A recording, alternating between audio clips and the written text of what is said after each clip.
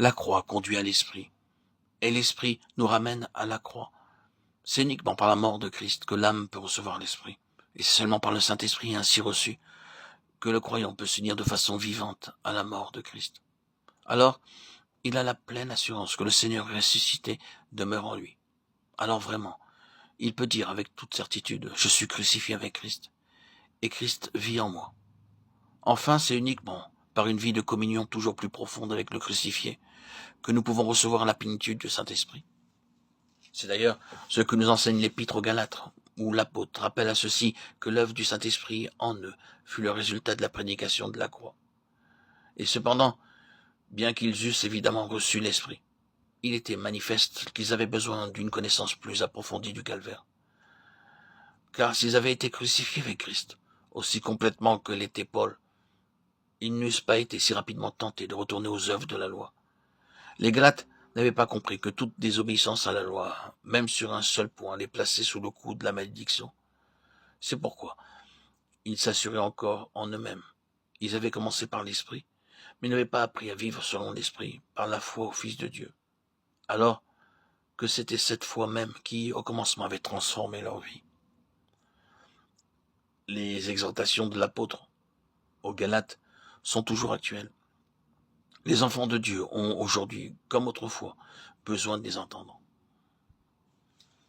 Ils sont si nombreux, ceux qui ne comprennent pas la relation étroite qu'il y a entre le calvaire et l'action intérieure du Saint-Esprit.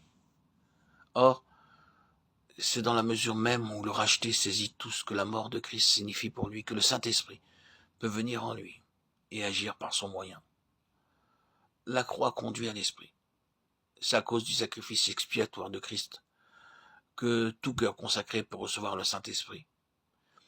Et c'est en réponse au don de soi que l'Esprit peut entrer dans le cœur pour le purifier. Acte 15, 9. L'Esprit conduit à la croix. Quelle démonstration nous en avons dans la vie du Seigneur. Lors du baptême au Jourdain, les cieux s'ouvrirent et le Saint-Esprit descendit sur lui. Tandis qu'il s'identifiait avec les pécheurs en entrant dans les eaux, symbole de mort. Toutefois, ce n'était pas encore la mort. Par l'Esprit éternel qui descendit sur lui, il se tourna résolument vers Jérusalem et le calvaire, et fut rendu capable de boire la coupe d'agonie en Gethsémane. Mais après qu'il eut rendu l'Esprit, il fut vivifié et ressuscité par l'Esprit de Dieu, et reçut le nom qui est au-dessus de tout autre nom. Il en va de même pour le disciple qui veut suivre son Sauveur. Lorsqu'il se donne à Dieu et accepte la croix, dont le Jourdain est le symbole, le Saint-Esprit prend alors possession de son cœur pour l'amener à la communion aux souffrances du Christ. Une fois au centre, dans la citadelle, il cherche à pénétrer toute la vie, toutes les actions. Son influence s'exerce de l'intérieur vers l'extérieur.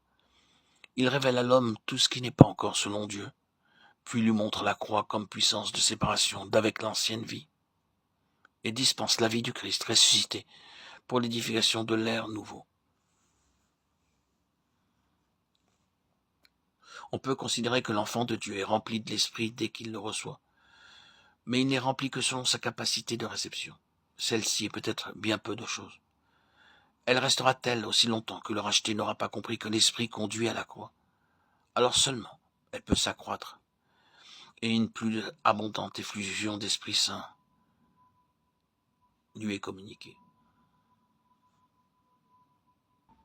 C'est par une collaboration joyeuse avec le Saint-Esprit que l'homme peut marcher de force en force, jusqu'au jour de la venue de notre bien-aimé Seigneur, qui transformera en sa glorieuse ressemblance le corps de notre humiliation. Et s'il était dans la volonté de Dieu que son enfant passât par la mort physique, l'Esprit Saint lui communiquerait alors une telle abondance de la vie de Christ, qu'il ne verrait pas la mort, mais s'endormirait pour être porté en la présence du Seigneur. La mort est engloutie par la vie. Celui qui nous a formés pour cela, c'est Dieu, qui nous a aussi donné pour art son esprit. 2 Corinthiens 5, 4, 5.